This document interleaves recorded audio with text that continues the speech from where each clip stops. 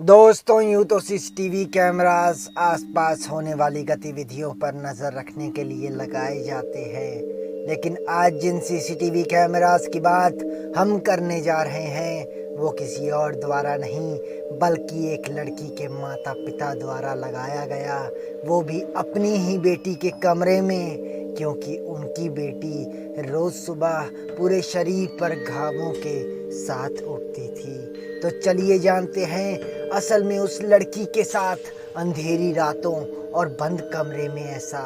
होता क्या था।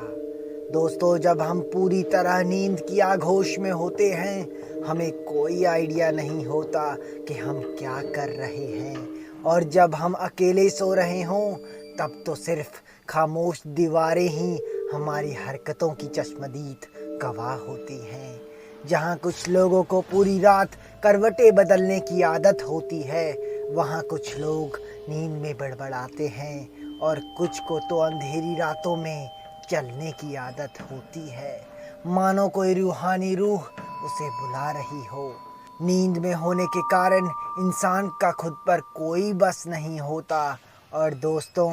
आज हम जिस लड़की की बात करने जा रहे हैं उसके माता पिता की आधी से ज़्यादा उम्र इस अनसुलझे रहस्य को सुलझाने में ही निकल गई कि क्यों उनकी बेटी के शरीर पर सुबह उठने पर चोटों के निशान होते थे। शुरुआती दौर में तो चोटों के निशान कभी कभार होते थे जिसमें माता पिता ने ज़्यादा गौर नहीं किया, लेकिन समय के साथ ये घाव और ज़्यादा घने खून से भरे और दर्दनाक होने लगे, जो जल्द ही माता पिता की चिंता का कारण बनने लगे। एक बार बच्ची के माता पिता ने उसे समर कैंप पर भेजा, जहां बच्ची शॉर्ट्स पहना करती थी, और स्टाफ द्वारा भी ज़्यादा वक्त नहीं लगा जब उन्होंने बच्ची के घावों को नोटिस करने लगे। रोज़ाना समर कैंप में भी बच्ची के शरीर पर ताज़े घाव होते,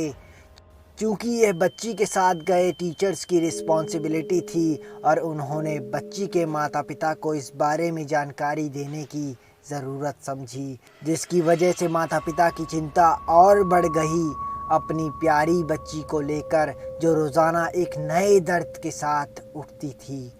पहले तो माता पिता को ये घाव किसी आयरन डेफिशिएंसी की मार लगते थे, लेकिन असल कारण कुछ और ही था जिससे माता पिता वंचित थे।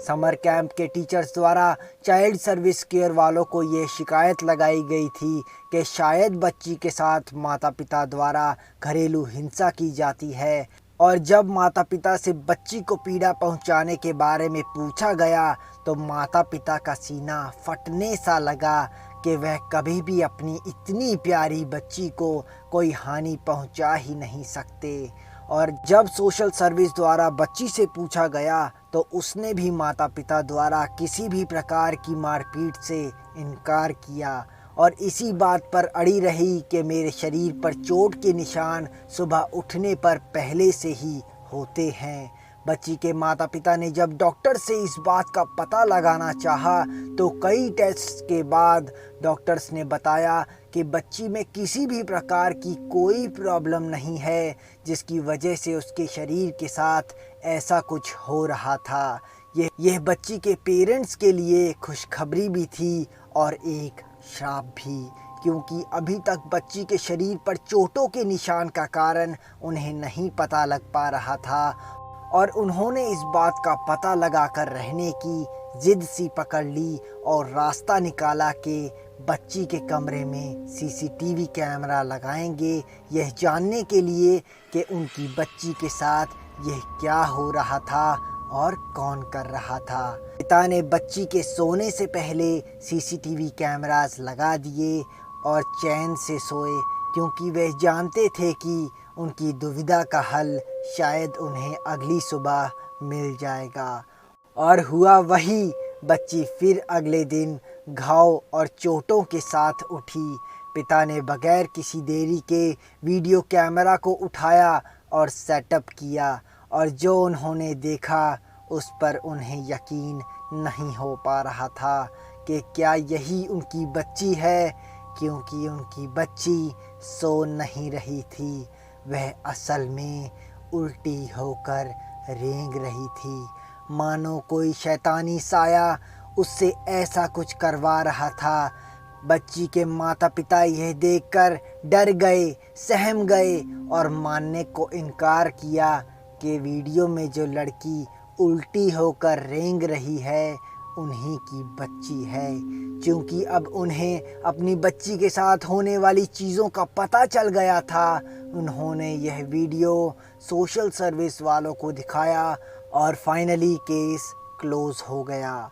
और बच्ची को साइकाइट्रिस्ट के पास अध्ययन व उपचार के लिए भेजा गया। और मेरी माने तो बच्ची को किसी भूत निकालने वाले तांत्रिक के पास ले जाना ठीक होता,